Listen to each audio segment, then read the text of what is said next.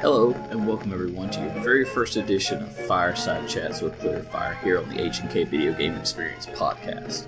I just want to say thank you to all of our listeners that's been listening to us for this past year. We've been doing podcasting now for about a year now on retro video games and video gaming experience just throughout all the time between me and Hollywood Cole, and it's been a great journey so far. We really appreciate all you listeners out there and everyone that's participated in our contests and different things like that. It's really been fun and a lot of fun, and we hope to bring you more content. And I know that it's been kind of a running joke on the H&K podcast that we've been going to do this fireside chat and been talking about the different topics and different things that I do it on and when I'm going to do it and everything. But I finally decided, you know what, it's time to just put it down and lay down something good. And with us having to do our recent podcast that we did on Streets of Rage and me having to build a Raspberry Pi or a Retro Pi so I could actually play the game, I thought that would be a great way to talk about my experience of building the Retro Pi and how well it works and how much I've enjoyed it and how well it works for what we need it for being able to play these retro games and things like that. It's a very fantastic little device. So today what we're going to be talking about is the Retro Pi, building a Retro Pi, what you would need to do, and just quick overview of that. And if I have time, I might jump into something else, maybe talk about a game I'm playing or something like that, but I really want to focus on the Retro Pi. So this episode of Fireside Chats is probably going to be pretty short, but that's what I kind of want to do is I want to give you these brief little things for these Fireside Chats, not something that would take up an hour or so of your time like our other podcast does, but something that you can just listen to real quick and get some quick information on something that either is near and dear to my heart or something that's just really cool or just something I feel a need that I need to talk about. Yeah, it's kind of the same way what Hollywood's doing with his with his smooth ramblings. And I know I'm probably not of a smooth speaker as him sometimes, but I'm going to try to do my best, and I apologize if I do any stutter or stumbling on this, so just bear with me. So first things first, let's get started. Let's just talk about what a Raspberry Pi first is. You know, when I'm talking about Raspberry Pi, I'm not talking about that wonderful, delicious fruit you pick off the vine and eat, or you put into that wonderful, delicate pastry crust, that wonderful Raspberry Pi. I'm sorry, I really love Raspberry Pi, if you can't tell. Not the actual computer, but the actual food. Raspberry Pi is one of my favorite pies. So that was just something I wanted to throw in there. But talking about a Raspberry Pi, it was created several years ago basically to help introduce younger ages to basic coding and get them interested in coding and the world around computers, because it's a really great device to use for educational purposes. It's got a lot of great uses, and people have gone far and above just educational with these things. I mean, people have got Raspberry Pis that do home automation now. They do all different kinds of cool things. Like I said, the home automation, they put what's called a Kodi player on there where it runs all of their video media entertainment stuff. You've got people that do Retro Pis, which we'll be talking about a little bit later, and just all kinds of great little things with this device. I mean, there's people have developed these neat add-ons that you can actually take a Raspberry Pi and make a tablet out of it, to where you can actually have a on-the-go computer like you would with any other tablet that you would buy off the shelf. So it's a really versatile device. It's really great.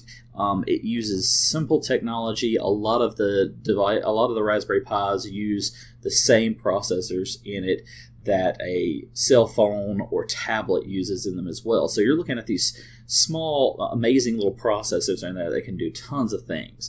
And right now, what they have out now is the Raspberry Pi 3 Model B Plus. It's got higher-end Wi-Fi radios on it. It's got Bluetooth. It's got Ethernet. It's got USB. It's even got HDMI. I mean, it's a great device. It's awesome. So if you haven't really ever heard of a Raspberry Pi, you're missing out, and you really should go look it up and check it out. If you're ever interested in buying one, I always recommend going to Amazon, probably the easiest and quickest way to get one. They have tons of different starter kits that have either add-on pieces if you're somebody that's dealt with computers and all that, or even just the basic starter kits to help you just get started to learn more about the Raspberry Pi. There's even tutorials on YouTube on what to do with the Raspberry Pi, the different things that you can do. It's really great. And just for another bit of information as well, the Raspberry Pi is a Unix Linux based system, so it's some of the basic types of coding, and you will have to know a little bit of coding language to do this, or have a basic understanding. You just have to be able to have that understanding and the confidence in yourself to do some coding. And remember, this thing's great. If you ever mess it up, all the data is on an SD card. All you have to do is pull it out, plug it in your computer, wipe it, and start all over, and you don't have anything lost. It's great for that. So it's really great on that. And that's another place that it gives it its versatility, because you probably have quite a few SD cards laying around. The newer models of Raspberry Pi, of course, the Raspberry Pi 3, B+, all use micro SD. Some of the older Raspberry Pis use just a regular standard SD card. So you have to make sure you have your right equipment first. And of course, before doing any project with the Raspberry Pi, make sure that if you're following any instructions or plans, to read through them completely 3 or 4 times over. Trust me, it pays off a lot to do that. Read through those plans 3 or 4 times over. Make sure you have everything it says to have downloaded before you even start doing anything. That way, if anything happens, you've got everything right there in order and you know what's going on. I like to create a folder of all the downloads that I need for it and put those downloads in the order that I need to use them. That way, when I open that folder up, I know exactly the order I'm going to be pulling those downloads from to put on the SD card and the different steps you need to take. So, well, with that, let's get started and actually talk about, after giving you that introduction, let's talk about the RetroPie. Now, the RetroPie is basically software that is nothing but a software library of emulators. And what an emulator is a software that emulates a system. It basically makes a computer think it's a PS1, Nintendo, Super Nintendo, Sega Genesis, Atari, what have you. And they have tons of emulators out there for different types of systems. They even have an emulator out there that's for arcade. It's called MAME, M-A-M-E, MAME. Great emulator, and it gives you the ability to play arcade games on your PC or on your computer, on your Raspberry Pi, whatever type of device that you have to put this on. So really great little device, great thing to do. So first of all, you want to make sure that, okay, I want to create a RetroPie. Well, why do you want to create a RetroPie? Is it just to play retro games, or is it to play specific retro games? It's just kind of thing to look at and think about. So you decide you want to build a RetroPie. Okay, great. The best thing to do is to follow a tutorial. And what I did is I followed one on the internet. Easy to look up. I basically just Google search how to build a RetroPie. And that's what I did. And the very first article was one from HowChoo. It's HowChoo. It's HOWCHOO.com. I've used them for a couple other things I've done with Raspberry Pis, and they're fantastic, great little tutorial. Of course, there are some things in there that you're going to, if you're not familiar with doing things on for a Raspberry Pi, it's going to kind of throw you off a little bit. So, but hopefully with me sharing my experience, this will kind of help you try to get through some of those hiccups and get above it. So let's look at it. I've got it here pulled up on my phone. I'm going to read some of these steps to you, just try to go through it and then tell you my experiences at these different steps. So first and foremost, you got to have a Raspberry Pi, all the parts and everything. Make sure you have your SD card and you have some way of being able to hook it into your PC. You're not going to be able to hook the Raspberry Pi into your PC and let it read the card like that. It doesn't do a pass-through or anything like that. You're going to actually have the actual SD card plugged into your PC. So just make sure you have a card reader of some sort, and that'll take care of that. Or if you have any type of micro SD to SD card adapter to go into a card reader or to a USB, whatever, just make sure you have that prepared and you're ready to go. So there's a couple things that you're going to want to do. I mean, this thing is pretty straightforward. I love this tutorial because it even starts off by the very first step of place your Raspberry Pi into its case. I mean, that's kind of a duh. You would already have a Raspberry Pi in your case, but That's how good this tutorial is. It makes sure it covers those basic steps. So let's move on. So you want to download the RetroPie SD card image. So it tells you exactly where it is. There's links to click on, and you're going to download it. It's going to be in a zip file. So if you're on PC, then very easy to unzip it. You just, when you download it, you right click, there's an unzip, you unzip it to whichever folder you want it to, and there you go. I would recommend having a folder for everything. Like I said before, just call it RetroPie, and you could call it RetroPie build. Put everything in an order. Now, there's not going to be a lot of software to download for this one, but still put it in there because it would just be great, because you could also put anything else that you download. Like if you decide to download any ROMs or anything like that, you could put it all right there, have it there. It'd be nice and easy for you. So let's move on from that. You got to make sure, though, when you go there to download this, you make sure you download the right image for the Raspberry Pi you have. There's several Pis out there. There's a Raspberry Pi 0, a 0W, A, B, A+, and B+. Then you got Raspberry Pi 2 and 3. I know that's going to be overwhelming for you, but most likely if you buy a new Raspberry Pi right now, you're probably going to have a Raspberry Pi 3B+. Those are the newest ones out. If you have that, then as long as you download the image for the Raspberry Pi 2 and 3, you're good to go. There's no difference for whether you have a B or B+ or whatnot. It's right there. So download that, get it there, make sure you have it in that folder, so that way you know where it is. It's easy to cut over. So now you want to make sure you have your SD card in your PC. Put it in, and you're going to have to format your card. So the thing with the Raspberry Pi, it's only going to read in FAT or exFAT. Those are different types of file systems for different computers. PCs can read several different types. They mainly want to do FAT32, those types of, or NTFS. I forget exactly all of them, but there's quite a few. So you're looking at FAT for doing this. Now, depending on the size of your card is depending on whether you want to go FAT or exFAT. So if you have a 32 gigs or smaller card, you're going to go FAT.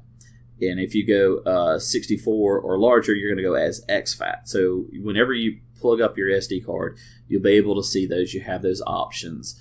It'll drop down in front of you. It's pretty self-explanatory, pretty easy to do. And as long as you're looking at this step-by-step guide, it's not going to be bad. And it's not going to overwhelm you, because what's great about this step-by-step guide, it has it for all the steps for Windows and for Mac. So if you got a Mac, you can even do this on your Mac. Pretty easy, straightforward. So just read it. I'm not going to get all the nitty-gritty about this, but just to just kind of give you an overview of what I went through. So when I went to format my card, I actually used a card that I previously had and already had stuff on it. So I had to make sure I wiped it and everything like that. I would recommend not using the if you're using a Windows machine, not using the just the basic wiper. Download a wiper. I used a disk cleaner or whatnot to clean it really well, to make sure there was nothing left behind. Make sure you clean it really well, because a lot of these SD cards, they're basically random access memory. They're they're basically an SSD. That's basically their solid state hard drive, basically just small form factor. They're flash memory. So you want to make sure you clean it off, because sometimes there can be remnants there. I did this because I started having a little bit of an issue when I was trying to get it to format. It wouldn't format right. It didn't want to do what I needed it to do. So that was a little tricky there. So just be careful on that. Make sure you're very aware of what's going on there. Now, your next step is to install the RetroPie image. I'm going to skip over the Mac, because, of course, I didn't do it on Mac. I did it on Windows. Very easy. I used like it said, it's got another software here to download, and I actually did use this because it was a very great software to use to install an image onto a SD card. It's Win32 Disk Imager Utility. All you have to do, super self-explanatory when you open up the software. It's very easy. Make sure you have your SD card selected. Then all you have to do is in the drop-down menu, it says, okay, which file do you want, basically, which ISO. It's a disk image was what an ISO file is. You take that, put it in the little, when you, in your little search bar, you search for your file that you want, put it in there, and then it's just going to say read, write, and all those buttons down there. Just click write, and it copies it on there. Perfect. You're already done. That's the hard. I mean, that's basically putting the entire. You've got RetroPie now on your SD card to plug into your Raspberry Pi. So next step is to plug it into your Raspberry Pi and to connect everything up. So for me, you're going to need a controller. And for some of the setup stuff, I would also recommend plugging up a keyboard until you get everything set up and going. So plug up keyboard so you have it there. But controller-wise, I actually used one of my PlayStation 4 controllers. You can actually use one of those. Just make sure you plug it into one of the USB ports and just keep it plugged in the entire time. And when you get on into the setup, it'll run you through prompts of setting up the controller. It's really great, really self-explanatory, straightforward, simple. So connect all that, connect it to your TV. It does connect through HDMI. You'll have to have an HDMI, but that's great because now you're going to have a higher quality picture. So once you get all plugged up and everything, before you plug power in, make sure you have all that plugged up. Even plug it up. Go ahead and plug it up to the internet as well, because that way it'll recognize it.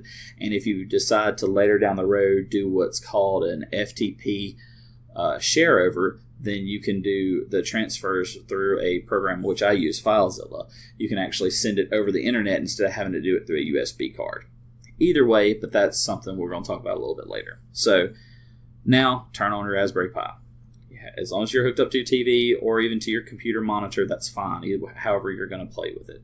Hook it up, there you go. Turns on, you'll start seeing some stuff come up, and it's great. The first thing you want to do is you want to make sure your internet's connects in and everything like that. So go through the steps there. It's right there, self-explanatory on the screen. Very easy, very straightforward. So just go through that and set that up. I would recommend doing it on Ethernet and not Wi-Fi, but if you have to do it Wi-Fi, it's not that bad.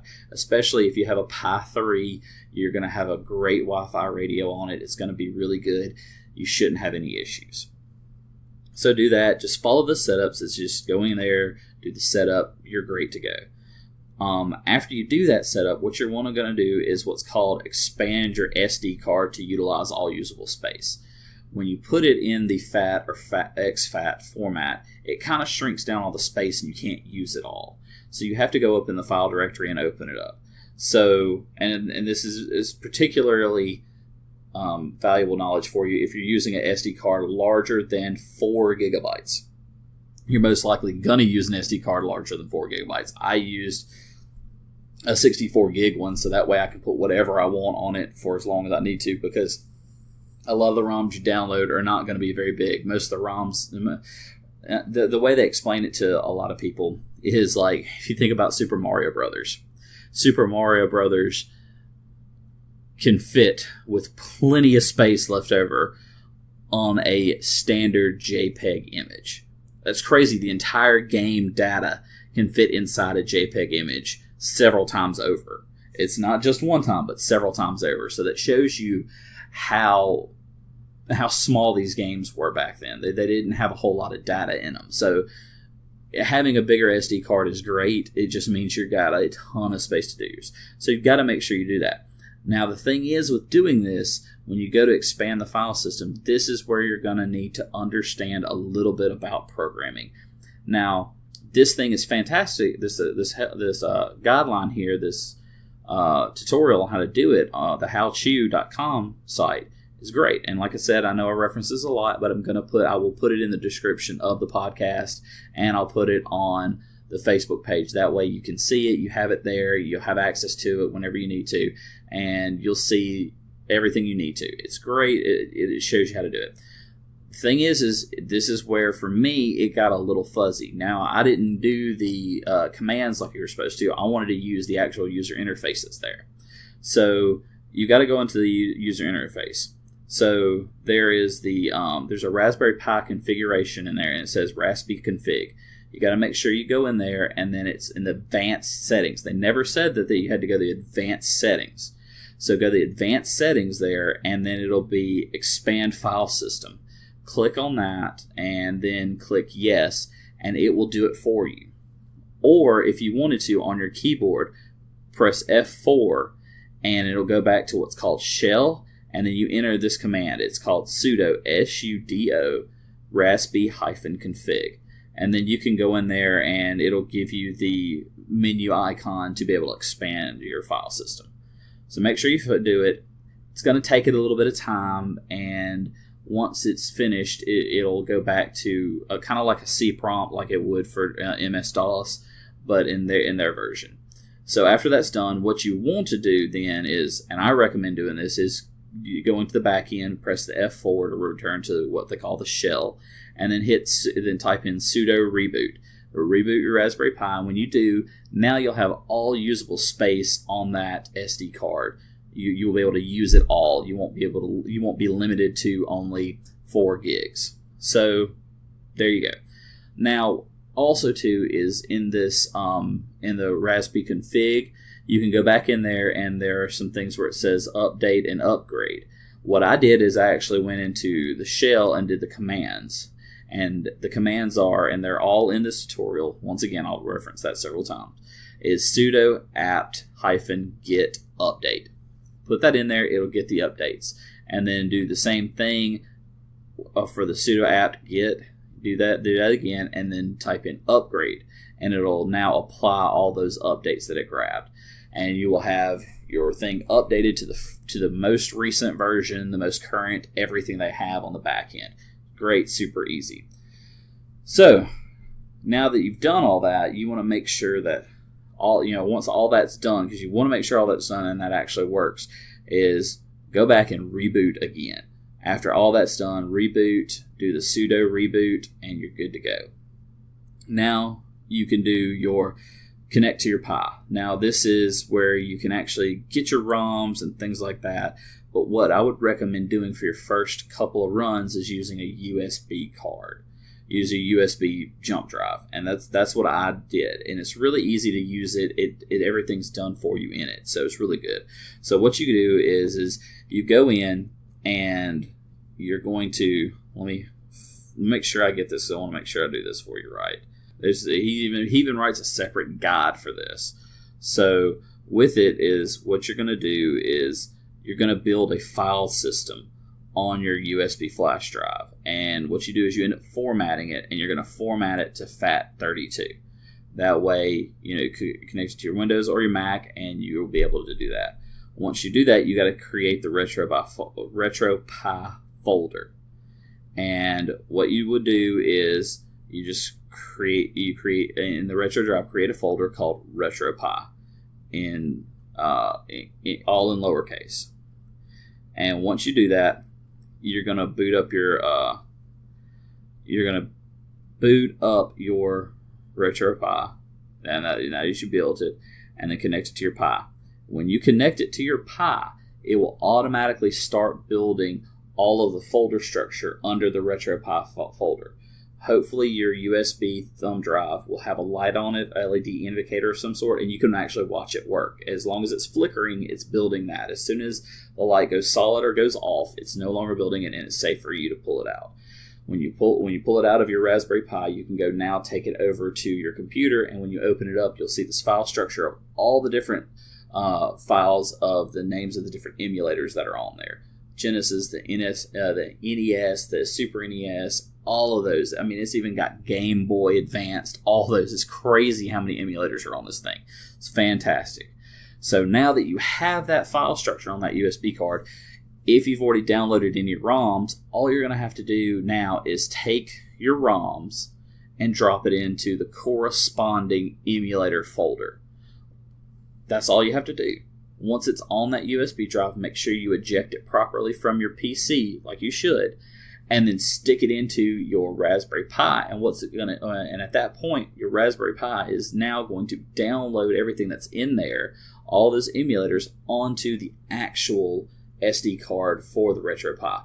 So now it'll be there, and it's good to go. You can actually, once it's done that, and after you've done a reboot on your RetroPie, you can actually pull the USB stick out, and it will be there. It won't be off there. So you'll always have that there. So it'll be just like that. Perfect. Super easy, super clean. And I love using it like with the USB. But I do have mine set with Ethernet as well. And I plan to eventually set it that way, because that way I can manage it a little differently and do more things with it. So once you have that done and you have it set up and have the ROMs that you want on your RetroPie, now you can play your game. You've got whatever games you want at your disposal, and there you go. Super easy, super clean, and there you go. As a disclaimer, I'm not going to tell you where to get ROMs from. If you don't own the ROM, then you need to find a way to own it, to purchase it. If you can buy it, just be careful on that, because if you buy it from the wrong person and the person doesn't own it and they're selling it to you, that's illegal. So just giving you that disclaimer, giving you the heads up that you have to be careful about where you get your ROMs from, how you get your ROMs, and things like that. There are ways for you to get them and purchase them and things like that, so I'm not going to explain that to you, because that's something that if you've gone this far into looking at doing a RetroPie, then you have knowledge of where to get those from. So I'll leave that up to you. But I will say that I have enjoyed my RetroPie. It's really nice, really fun to play, and when you're reading through this tutorial, you'll see a way that you can actually hook your controller up to wireless, to where you can have it wireless at that point. I really like that feature. I mean, granted, now I have a 10-foot USB cable that I have my controller plugged up to right now, because I just haven't taken the time to follow those steps. But the how-to tutorial has all those in there, has the links on how to do that, and it's great for that.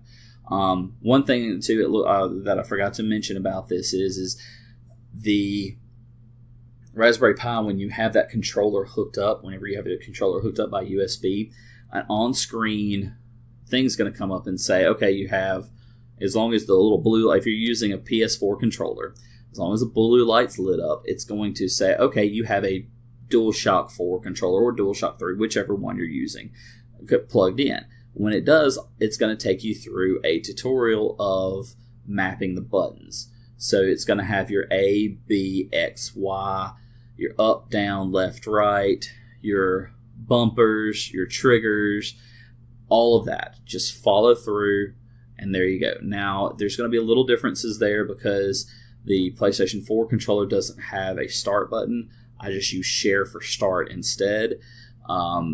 It's going to have your joysticks.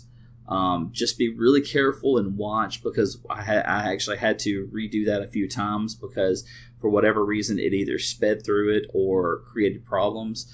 Also, too, on my controllers, I actually use trigger stops. So if you don't know what those are just, it keeps the trigger from having to travel all the way down to push it to activate the button. I do that because it actually makes me shoot a little faster on my games, especially my first-person shooter games. So I have trigger stops on there. I recommend turning the trigger stops off or taking them out. I do have both the screw-in type trigger stops and the flip the flip trigger stops, because of my SCUF controller. So just make sure you have those trigger stops turned off while you're doing that. Otherwise, it's going to read bad, and it could mess it up. And be extremely careful when you're doing this. Only press the button that they're asking you to press at that time. Otherwise, it's going to map something wrong, and you don't want that, because then when you go to play the game, it's going to mess up your movements. But the great thing is it maps all buttons on the controller, so that way it knows what's going on and all that, things like that. So once I did that and I fired up Streets of Rage, man, let me tell you, it was so much fun to play the game on that RetroPie. It was nice, crisp, the graphics looked great. I've got my RetroPie hooked up to my 4K TV. It's just a 40-inch 4K, so for me, I think it's actually a little sharper than some of the others, because it's smaller, if everything feels a little more dense. So really sharp, really clean picture, sounded great. The menu looks really good on the RetroPie. You get to scroll over to the different emulators, and it tells you how many ROMs you have in each emulator. Once you go into those, the different emulators, you can select which ROM you want to play, and you're good to go.